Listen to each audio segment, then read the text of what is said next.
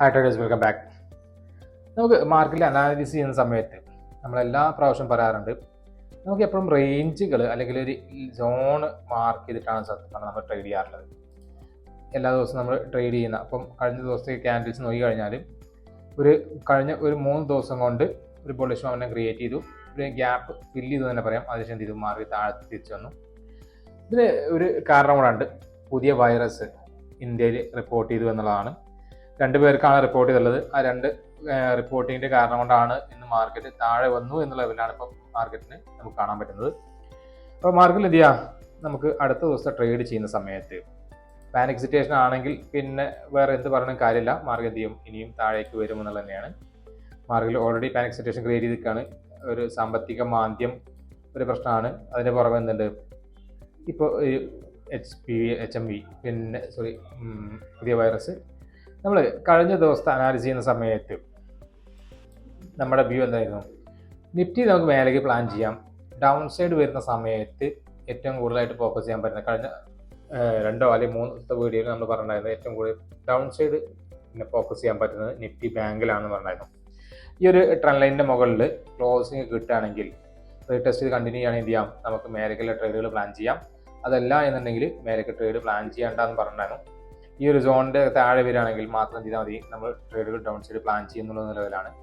Nifty തൽക്കാലം നമ്മൾ down side ട്രേഡും plan ചെയ്യുന്നില്ല എന്നൊക്കെ പറഞ്ഞിട്ടുണ്ടായിരുന്നു. കറക്റ്റായിട്ട് നോക്കുക, മാർക്കറ്റ് എന്ത് ചെയ്തു, ഇന്ന് കഴിഞ്ഞ ദിവസത്തെ സപ്പോർട്ട് സോണിൽ വന്നു, അവിടെ സപ്പോർട്ട് എടുത്തു, വീണ്ടും എന്ത് ചെയ്തു, മാർക്കറ്റ് താഴെ ഫാൾ ചെയ്തു. ജസ്റ്റ് പുൾ ബാക്ക് എടുത്തു എന്നല്ലാതെ 15 മിനിറ്റ് ക്യാൻഡിൽ വേറെ കാണിച്ചിട്ടില്ല. മാർക്കറ്റ് എന്ത് ചെയ്തു, താഴെ വന്നു എന്നുള്ളതാണ്. ഈ ഒരു സൈഡിൽ നോക്കുക, 15.5% ഇന്ന് ഒരൊറ്റ ദിവസം കൊണ്ട് വിക്സ് ഷൂട്ട് ചെയ്തതെന്നുള്ളതാണ്.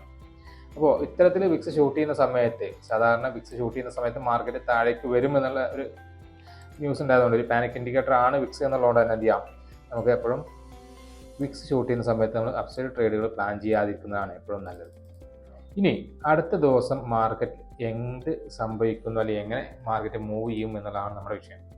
അപ്പോൾ മാർക്കറ്റ് എന്ത് ചെയ്യാം, നമുക്ക് ഇന്ന് ലോ ക്രിയേറ്റ് ചെയ്ത് വെച്ചിട്ടുണ്ട്. അപ്പോൾ ഇതിൻ്റെ കണ്ടിന്യൂഷൻ കിട്ടുമല്ലേ അല്ലെങ്കിൽ മാർക്കറ്റ് വന്ന് തിരിയുമോ ഉള്ളതാണ് നമുക്ക് അറിയേണ്ടത്.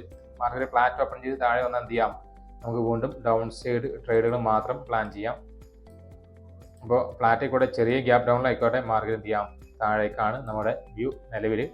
ഈ ഒരു സോണ് ഇപ്പോൾ നിൽക്കുന്ന ഈ ഒരു സോണ് ബ്രേക്ക് ചെയ്ത് കഴിഞ്ഞാൽ മാർക്കറ്റ് ഇനിയും താഴെ വരും എന്നുള്ളതാണ് ഡെയിലി ക്യാൻഡിൽ നമുക്ക് ഇൻഡിക്കേറ്റ് ചെയ്യുന്നത്. ഡെയിലി ക്യാൻഡിൽ നമ്മൾ നോക്കിക്കഴിഞ്ഞാൽ നമുക്കറിയാൻ പറ്റുണ്ടാവും, ഈ ഒരു സോൺ എന്ന് പറഞ്ഞു കഴിഞ്ഞാൽ ഇപ്പം ഇതുവരെയാണ് ഇതിന് മുമ്പ് മാർക്കറ്റ് ഡൗൺ സൈഡ് വന്നിട്ടുള്ളത്. അപ്പോൾ ആ ഒരു സോണ് ബ്രേക്ക് ചെയ്യുന്നതോട് കൂടി മാർക്കറ്റ് എന്ത് ചെയ്യും, വീണ്ടും അടുത്ത ലോ, ഈ ഒരു ലോ ടെസ്റ്റ് ചെയ്യാൻ വേണ്ടി മാർക്കറ്റ് വരാം എന്നുള്ളതാണ്. 23,616 അല്ലെങ്കിൽ 456 എന്ത് ചെയ്യാം, 23,270 എന്ന ലെവലിലേക്ക് വരാം. ഈ ഒരു സോണ് ബ്രേക്ക് ചെയ്ത പിന്നെ മാർക്കറ്റിൽ ഒരു ഭയങ്കരമായിട്ടുള്ള ഫാള് നമുക്ക് കാണാൻ പറ്റുന്നുണ്ടാവും. അപ്പോൾ ഡെയിലി ക്യാൻഡിൽ നമുക്ക് ഓവറോൾ ബിയറിഷ് ആണ് ഇപ്പോൾ കാണിക്കുന്ന നിലവിൽ. ഇൻ കേസ് നാളെ വലിയ ഗ്യാപ്പ് അപ്പിലൊക്കെ ഓപ്പൺ ചെയ്താൽ മാത്രമേ എന്ത് ചെയ്യുള്ളൂ, നമ്മൾ ഒരു ദിവസം വെയിറ്റ് ചെയ്യുക മാർക്കറ്റിൽ. അതിനുശേഷം മാത്രം എന്ത് ചെയ്യാം, മേലേക്കുള്ള ട്രേഡുകൾ പ്ലാൻ ചെയ്ത് തുടങ്ങാം. പക്ഷേ നാളെ നമ്മൾ എന്ത് ചെയ്യേണ്ട, മേലേക്കുള്ള ട്രേഡുകൾ പ്ലാൻ ചെയ്യേണ്ട. ഇൻ കേസ് 23,786 മുകളിൽ ഒരു ഓപ്പണിങ് കിട്ടി, ഇവിടെ മാർക്കറ്റ് സസ്റ്റെയിൻ ചെയ്യുന്നുണ്ട് എന്നുണ്ടെങ്കിൽ മാത്രം ചെറിയ രീതിയിലാണെങ്കിൽ പോലും അല്ലെങ്കിൽ ചെറിയ ക്വാണ്ടിറ്റി ആണെങ്കിൽ പോലും നമ്മൾ എന്ത് ചെയ്യുന്നുള്ളൂ, മേലേക്കുള്ള ട്രേഡുകൾ പ്ലാൻ ചെയ്യുന്നുള്ളൂ. ഈ ഒരു സോണിൻ്റെ മേലെ എപ്പോഴാണോ മാർക്കറ്റ് കുറച്ചധികം സമയം കൺസോൾട്ട് ചെയ്ത് ബ്രേക്ക് ചെയ്ത് പോകുന്നത്, ആ സമയത്ത് മാത്രം എന്ത് ചെയ്യാം, നമുക്ക് ഈ ലെവലുകളൊക്കെ ടാർഗറ്റ് ചെയ്ത് ട്രേഡുകൾ പ്ലാൻ ചെയ്യാൻ പറ്റും. അതല്ലാത്ത ട്രേഡുകളൊന്നും നമ്മൾ മേലേക്ക് ട്രേഡ് പ്ലാൻ ചെയ്യുന്നില്ല. വലിയ ഗ്യാപ്പ് അപ്പിലാണെങ്കിൽ ഈ ലെവലിൽ സസ്റ്റെയിൻ ചെയ്യാൻ എന്ത് ചെയ്യാം, അപ്പോൾ നമുക്ക് മേലേക്ക് പ്ലാൻ ചെയ്യാം. അതല്ലാന്നുണ്ടെങ്കിൽ പ്ലാൻ ചെയ്യേണ്ട. ഇനി നിഫ്റ്റി ബാങ്കാണ് 2.1% ഡൗൺ സൈഡ് എന്ന് വന്നിട്ടുള്ളത്. കഴിഞ്ഞ ദിവസങ്ങളിൽ നമ്മൾ പറഞ്ഞിരുന്നു, ഇവിടുന്ന് ഈ ലെവൽ ബ്രേക്ക് ചെയ്ത് കഴിഞ്ഞാൽ നമുക്ക് എന്ത് ചെയ്യാം, ഈ ലെവൽ ടാർഗറ്റ് ചെയ്യാമെന്ന് പറഞ്ഞിരുന്നു. നിഫ്റ്റി ബാങ്ക് നമ്മൾ ഡൗൺ സൈഡ് നമ്മൾ ട്രേഡ് പ്ലാൻ ചെയ്തായിരുന്നു. അപ്പോൾ ഇതായിരുന്നു നമ്മൾ വെച്ച ടാർഗറ്റ് ഉണ്ടായിരുന്നു, 50,626 ആയിരുന്നു. അത് ബ്രേക്ക് ചെയ്താൽ അടുത്ത ലെവലുകൾ നമ്മൾ കഴിഞ്ഞ മാർക്ക് ചെയ്ത് കറക്റ്റായിട്ട് ആ ലെവലിൽ തന്നെ വന്ന് റെസ്പെക്ട് ചെയ്തിട്ടുള്ളത്.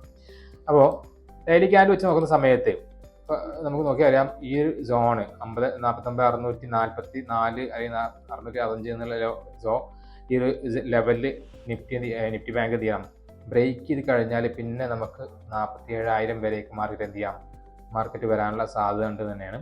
അപ്പോൾ നമുക്ക് എന്ത് ചെയ്യാം, ഡൗൺ സൈഡ് ട്രേഡുകൾ ഏറ്റവും കൂടുതൽ ഫോക്കസ് ചെയ്യാൻ പറ്റുന്ന ഇപ്പോഴും നിഫ്റ്റി ബാങ്കിലാണ് കൂടുതലായിട്ട് ഫോക്കസ് ചെയ്യുക എന്നുള്ളത് തന്നെയാണ്. അപ്പോൾ ഈ ഒരു സോണ് ഇപ്പോൾ നിൽക്കുന്ന ലെവൽ ബ്രേക്ക് ചെയ്താൽ 49,624 ബ്രേക്ക് ചെയ്താൽ വീണ്ടും അടുത്ത ലോസ് ക്രിയേറ്റ് ചെയ്യാൻ വേണ്ടി മാർക്കറ്റ് വരുമെന്നുള്ള കൺസെപ്റ്റിൽ ഡൗൺ സൈഡ് ട്രേഡുകൾ പ്ലാൻ ചെയ്ത് തുടങ്ങാൻ പറ്റും. ഇൻ കേസ് വലിയ ഗ്യാപ്പ് അപ്പിൽ നാളെ വലിയ ഗ്യാപ്പ് അപ്പിൽ മാർക്കറ്റ് ഓപ്പൺ ചെയ്തു എന്ന് കണക്കാക്കാം. വലിയ ഗ്യാപ്പ് അപ്പിൽ മാർക്കറ്റ് ഓപ്പൺ ചെയ്ത് കഴിഞ്ഞാൽ നമുക്ക് എന്തില്ല ട്രേഡ് പ്ലാൻ ചെയ്യുക. കാരണം ഒരു വോളറ്റിലിറ്റി ക്രിയേറ്റ് ചെയ്യാനുള്ള സാധ്യത മാർക്കറ്റിൽ കൂടുതലാണ്. അപ്പം അങ്ങനെയാണെങ്കിൽ നമ്മൾ എന്ത് ചെയ്യുന്നില്ല, ട്രേഡുകൾ പ്ലാൻ ചെയ്യുന്നില്ല. ഈ ഒരു സോണിൻ്റെ മുകളിൽ ക്യാൻഡിൽ ക്ലോസിങ് തന്നു തുടങ്ങിയാൽ മാത്രമേ എന്ത് ചെയ്യുന്നുള്ളൂ, നിലവിൽ നമ്മൾ സൈഡ് ട്രേഡ് പ്ലാൻ ചെയ്ത് തുടങ്ങുന്നുള്ളൂ. ഈ ഒരു ലോ ബ്രേക്ക് ചെയ്താൽ നമ്മൾ ഡൗൺ സൈഡ് ട്രേഡാണ് ഇപ്പം നിലവിൽ നമ്മൾ പ്ലാൻ ചെയ്തുകൊണ്ടിരിക്കുന്നത്. ഇതൊക്കെയാണ് നാളേക്ക് നമ്മുടെ നിഫ്റ്റിയിലെയും ബാങ്ക് നിഫ്റ്റിയിലെയും നമ്മുടെ മാർക്കറ്റിൻ്റെ അനാലിസിസ് എന്ന് പറയുന്നത്, അല്ലെങ്കിൽ നമ്മുടെ വ്യൂ എന്ന് പറയുന്നത്. അപ്പോൾ ഈ ബ്ലാക്ക് സോൺ ഈവൻ്റ് എന്നൊക്കെ പറയും, അല്ലെങ്കിൽ ഇതേപോലുള്ള എന്തെങ്കിലും ന്യൂസിൽ വന്നു കഴിഞ്ഞാൽ മാർക്കറ്റിൽ അവിടെ പ്രൈസ് ആക്ഷൻ ഒന്നും കാര്യമായിട്ട് വർക്ക് ചെയ്തോളുന്നില്ല. അവിടെ സെൻറ്റിമെൻറ്റ്സ് ആണ് വർക്ക് ചെയ്യുന്നത്. അപ്പം നമുക്ക് എന്ത് ചെയ്യാൻ പറ്റും, സെൻറ്റിമെൻറ്റ്സ് ബിയറിഷ് ആണെങ്കിൽ നിങ്ങൾ ഓരോ പുൾ ബാക്കിൽ എന്ത് ചെയ്യുക, ഓരോ സെൽ ഓൺ റൈസ് എന്നുള്ള കൺസെപ്റ്റ്, പിന്നെ സെൽ ഓൺ റൈസ് എന്നുള്ള കൺസെപ്റ്റിൽ മേലേക്ക് വരുന്ന സമയത്തൊക്കെ എന്ത് ചെയ്യുക, സെല്ല് ചെയ്യാനുള്ള ഓപ്പർച്യൂണിറ്റി മാത്രമാണ് നോക്കേണ്ടത്. ഒരിക്കലും എന്ത് ചെയ്ത് ബൈയിങ് ഓപ്പർച്യൂണിറ്റി നോക്കരുത്. കാരണം മാർക്കറ്റ് കുറച്ച് താഴെ വന്നു കഴിഞ്ഞാൽ മാർക്കറ്റ് ഒരു ചെറിയ പുൾ ബാക്ക് തരുമെന്നുള്ളത് തന്നെയാണ്. അപ്പോൾ നമ്മൾ സാധാരണ കാണാറുണ്ട്, കണ്ടിന്യൂസ് ആയിട്ട് ഫാൾ ചെയ്ത സമയത്ത് ആൾക്കാർ ചാടി കയറിയിട്ടുണ്ടായിരിക്കുന്ന സിസ്റ്റം.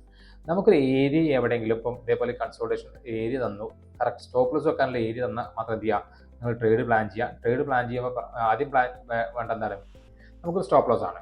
ആ സ്റ്റോപ്പ് ലോസ് ഇവിടെ കിട്ടുന്നുണ്ട് എന്നുണ്ടെങ്കിൽ മാത്രമേ എന്ത് ചെയ്യാൻ പാടുള്ളൂ, നിങ്ങൾ ട്രേഡുകൾ പ്ലാൻ ചെയ്യാൻ പാടുള്ളൂ. അതല്ലാത്ത കേസ് എന്ത് ചെയ്ത് ട്രേഡുകൾ പ്ലാൻ ചെയ്ത്, ഇപ്പോൾ ഈ ഇവിടുന്ന് 2 പ്ലാൻ ചെയ്യുമ്പോൾ നിങ്ങൾക്കറിയാം ഇവിടെ മുകളിൽ സ്റ്റോപ്പ് ലോസ് വെക്കാൻ പറ്റുന്നില്ല. ഇതിൻ്റെ കേസ് ടാർഗറ്റ് കിട്ടുമെന്ന് മാത്രമാണ് പിന്നെ എന്ത് ചെയ്യേണ്ടത്, നമ്മൾ നോക്കേണ്ടത്. അല്ലാത്ത കേസ് എന്ത് ചെയ്ത് ട്രേഡുകൾ പ്ലാൻ ചെയ്യരുത് എന്നുള്ളതാണ്. അപ്പോൾ വീഡിയോ നിങ്ങൾക്ക് ഇഷ്ടപ്പെട്ടു എന്ന് വിചാരിക്കുന്നുണ്ട്. ഇഷ്ടപ്പെട്ടു നിങ്ങൾക്ക് തീർച്ചയായും ലൈക്ക് ചെയ്യുക, ഷെയർ ചെയ്യുക, അതേപോലെ സബ്സ്ക്രൈബ് ചെയ്യുക.